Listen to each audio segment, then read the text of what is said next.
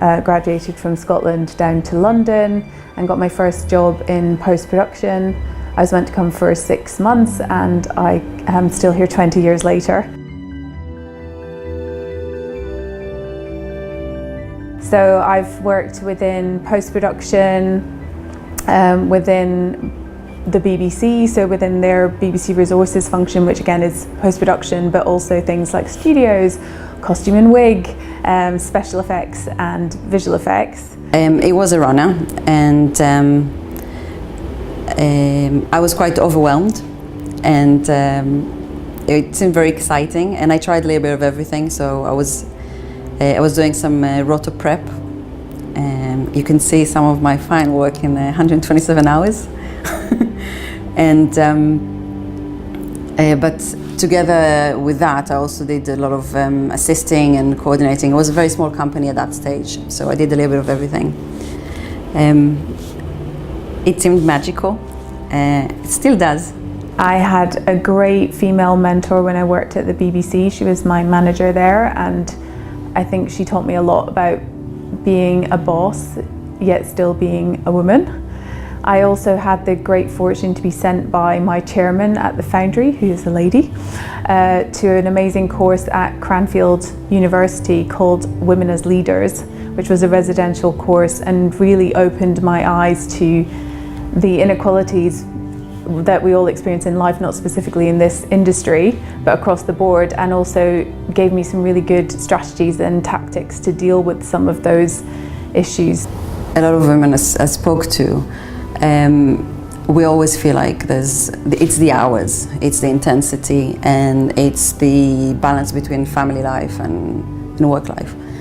And I don't know how we can make it work better.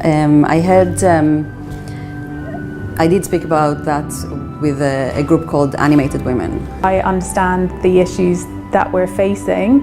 I don't think these issues are unique to visual effects, but they're definitely very present, and it's definitely a very male-dominated industry, although we do start to see a little bit of change happening over the last 4 or 5 years, which is really positive, but there's still a very long way to go.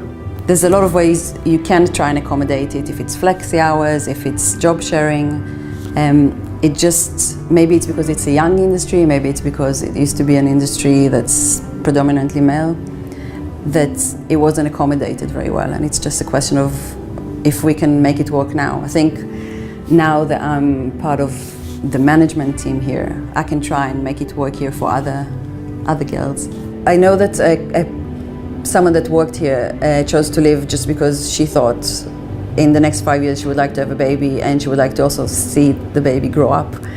And living here at 6:30 every day won't give her that chance. And also childcare, and so it's some sort of sacrifice that a lot of people just do because they don't think they can handle both. So, I mean, I do believe that it's a sort of everyday battle, and that it's all about relationships and about being honest and open and communicating, because I think a lot of the problems I see people encountering, and not just women, although that does seem to be more of a tendency for women, is that women work really hard and are really diligent and expect people to notice, but there may be peers of the opposite sex who make sure that they tell everyone what they've done. And I think women are really bad at self-promotion, and we have to learn ways that we don't have to become men, but we have to learn to communicate in ways that reach men, because I don't necessarily think that we're intentionally excluded a lot of the time. I think it's perhaps that our heads just aren't above the parapet, and that's kind of on us, but also on them to maybe look a bit deeper sometimes as well, instead of taking the easier option. Learn as much as you can, especially when you're young and you still can comprehend all that updates in software that constantly happen, and when your mind is like a sponge. Just study as much as you can, because it doesn't even matter where, even if you start at one position, you will find yourself somewhere else at some point, and the more you study along the way, it will make you a better manager, a better artist, and help each other. That's probably the way. I mean, I think what I'd say is because I'm not a visual effects artist. I am a creative person, but not in the way that I am good at drawing, because I can do a stick man. That's probably about the best I can manage.